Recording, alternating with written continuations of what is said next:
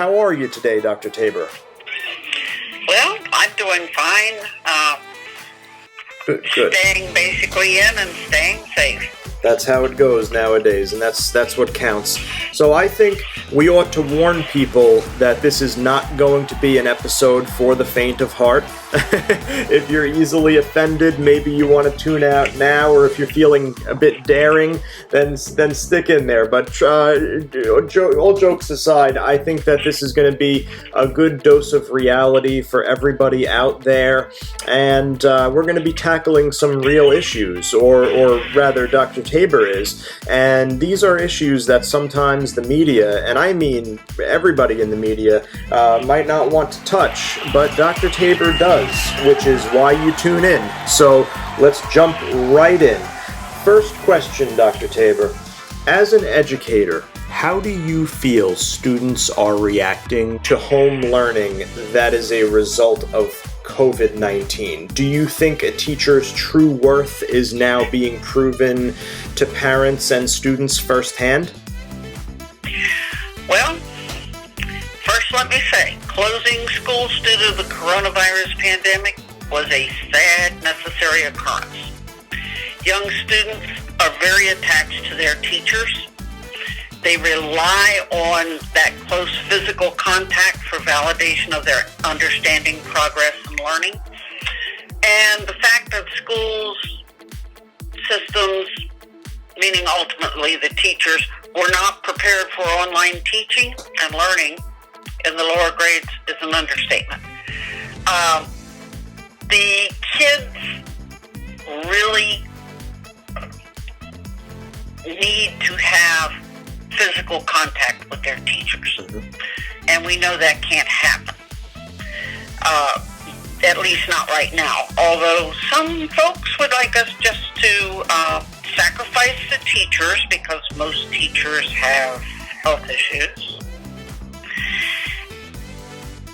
And so that they can babysit and provide childcare for the students, which is not the purpose of education to start with. Correct.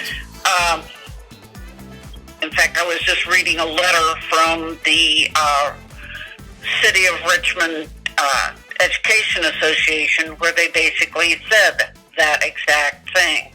Teaching and learning is not child care.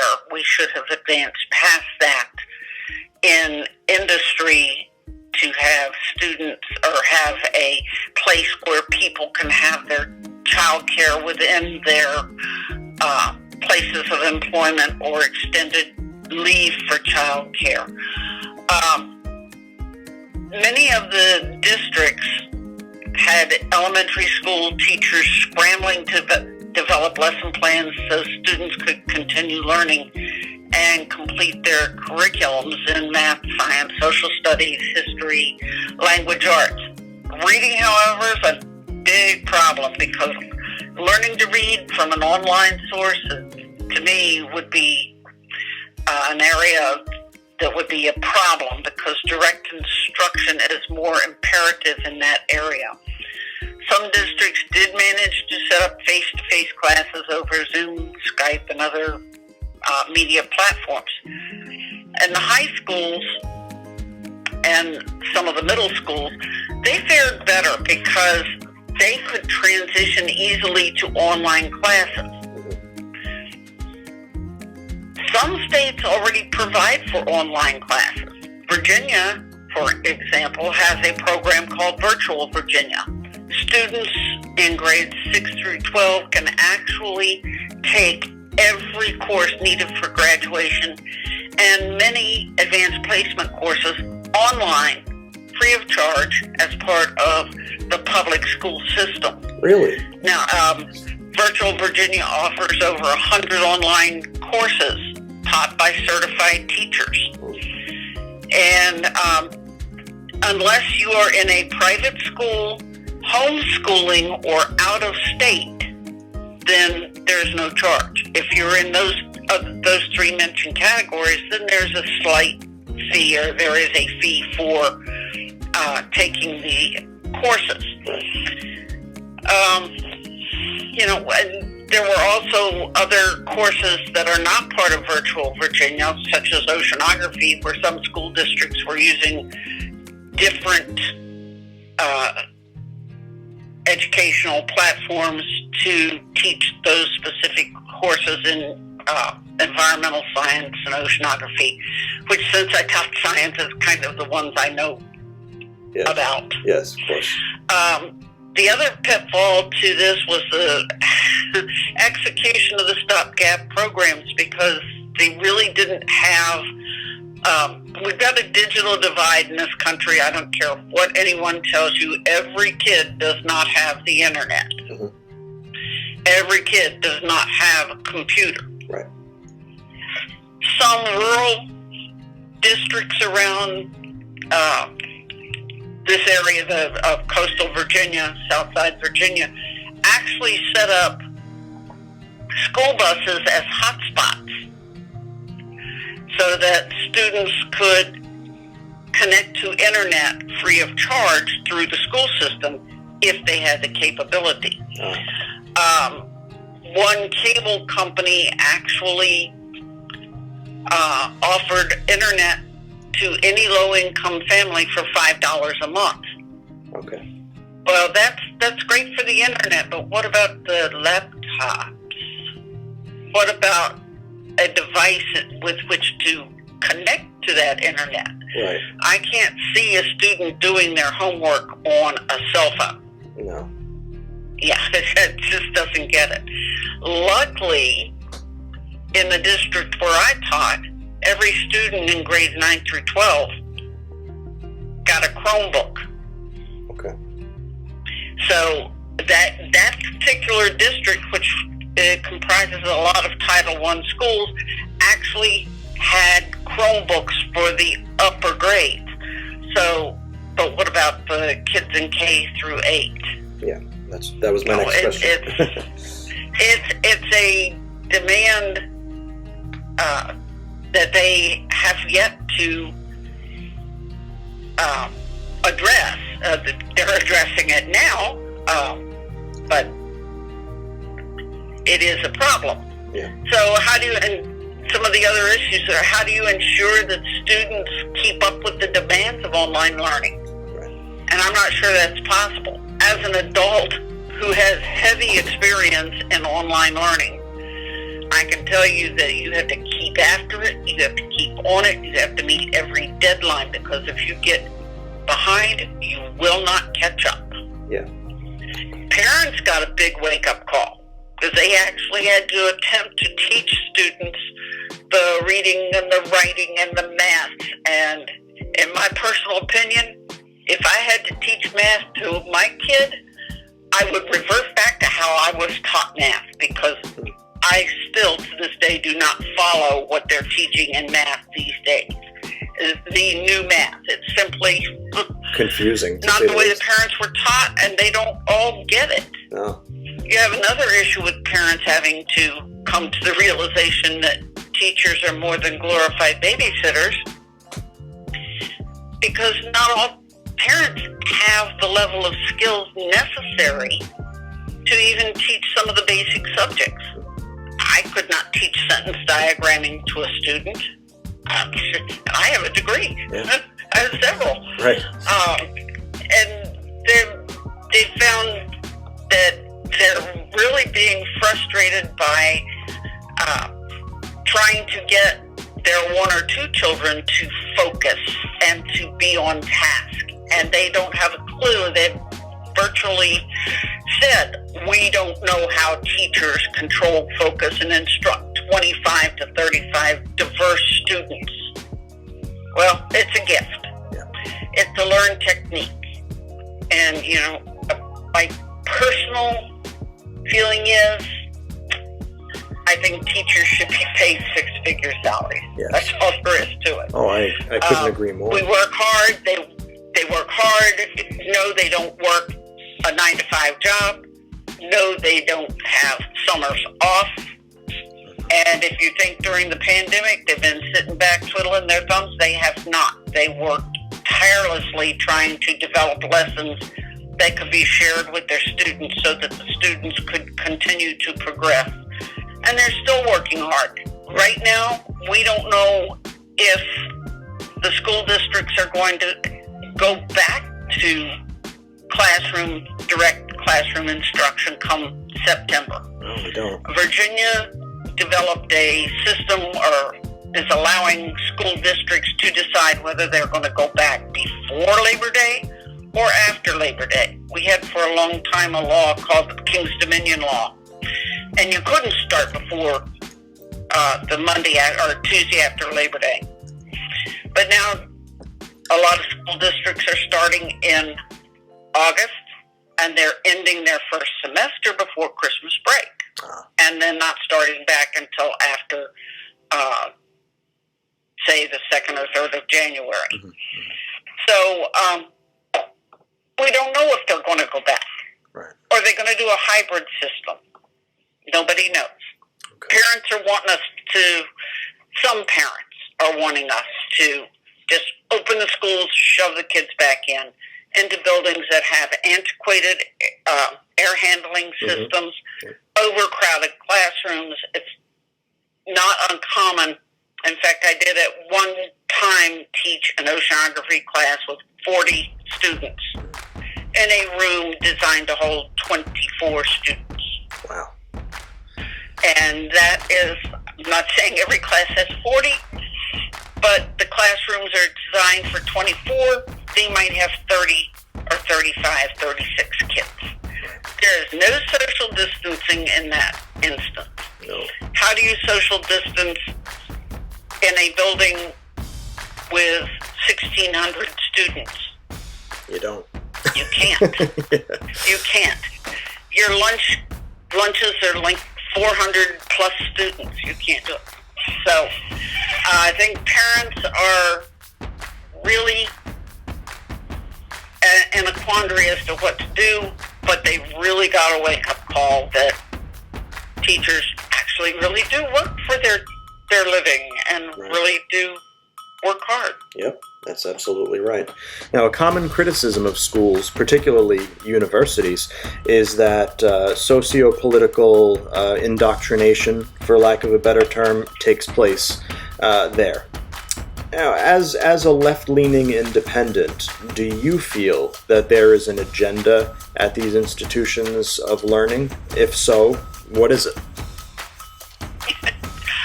No. Unequivocally, I do not believe there is an agenda Right. to indoctrinate people, students. Institutions of higher learning are meant to first focus students on developing critical thinking skills. Then to sift through information and weed out that which is based on conjecture and that which is based on fact and data. Right. And finally, they expose students to the latest research and information in their specialties. Yes. They're meant to teach students to work as functional members of teams, to inform problem solving, to come up with unique ideas, to think for themselves after studying all sides of an issue. Right. And that's not indoctrination. Yes. If you look at the people making these claims, you'll find that they either possess an undergraduate degree or they have both undergraduate and graduate advanced degrees from some pretty major colleges and universities. Is this a case of, I've got mine and I don't want you to be able to take away my position or have what I have? Because without colleges and universities, there would be no doctors, lawyers, teachers, nurses, business administrators, journalists. What we would have is a mass of uneducated, illiterate sheep. That's right. And it's easy to control that kind of population. That is why Thomas Jefferson instituted the first public education in this country. Yes. He was albeit a slave owner, sorry, but he was. He was. It was the way things were in 1700s. That's right. But he also insisted that the average learn to read and write and do basic math. Yes. So, Well, go from there, as it were. I don't think there's any great conspiracy theory to use the universities to indoctrinate people into being far left-wing radicals. right. That takes me back to the late 60s and the Vietnam War. Come on. We were radical free thinkers. Right. I think people are drawing a lot of parallels between the late 60s and what's going on right now in the country. But many people feel that one of the problems with Democrats in 2020 is that the party too often attaches itself to far-left ideology, including socialism. Do you agree with this sentiment? And more importantly, do you see this as a danger, if so? Well, I believe that there are some who identify as Democrats that edge toward the far left, and they're mostly very young members of Congress, and they have their little pool of people. In fact, the one I was talking to you about earlier that didn't want to vote for Biden, Right. but didn't want to vote for Trump either, was I think in that class. They want somebody who's going to be further to the left than what we've got Right. on the platform right now. But many more of the Democrats find themselves just to the left of center, and they're not going to allow their party to be totally hijacked to the far left. So do you think that somebody like Joe Biden, for example, can relate to centrist voters without speaking out against some of the anti-police rhetoric, and I mean the more extreme stuff, like the abolish police entirely, defund them to the point that they're working with a fraction of their budget, and then some of the far left ideology that's getting promoted right now about, for example, dismantling the economy, rebuilding everything with universal health care, and so on and so forth. So do you think he can please both sides, essentially? Or is he trying to please too many people at once? Could this be a problem, if so? The whole platform of the Democratic Party, and people really don't sit down and think about this, is that they are for caring about the environment, caring about the less fortunate, the differently abled. In short, they're covering ground that reflects the Christian moral grounds. As for socialism, we already have some socialist programs in this country. That's true. Medicaid, SSI, Social Security, TRICARE, Medicare. Those are programs, some of them benefit the less fortunate. Some of them are designed to benefit the elderly. Yes, we pay into Medicare. Yes, we are into Social Security. Yes, we pay a premium for Medicare. But it's still socialized medicine. That's right. So is TRICARE, which is the medical treatment for veterans, the VA hospital. This is the socialized medicine. The TRICARE program for the military is a socialized medicine. Right. And these programs have been around for a long time. The Democrats would like to see minimum wage raised to $15 an hour. Is that a bad thing? They want to see the earth, save the earth from climate tipping point. Is that wrong? And Joe Biden is more of a centrist than a far-left ideologist. Right, right. And I think that he has already begun formulating an economic platform that will move this country beyond the current pandemic and economic ruin that it has caused. And I don't think, given the current state of this country, he will have problems convincing the left, center, independents, and disillusioned Republicans that he can pull this country back from the brink of ruin and onto the path of recovery. It's just one of those things. As far as the anti-policing rhetoric, I think we've gotten a little wonky on that because really we know we can't do without the police. There have to be some people who, when you have a problem with someone breaking into your house or your business, you can call the police and they're going to come and they're going to deal with it. What we've got a problem with is how they execute those jobs. And with regards to policing, rather than defunding, I think the term is reforming and a reformation of police policies.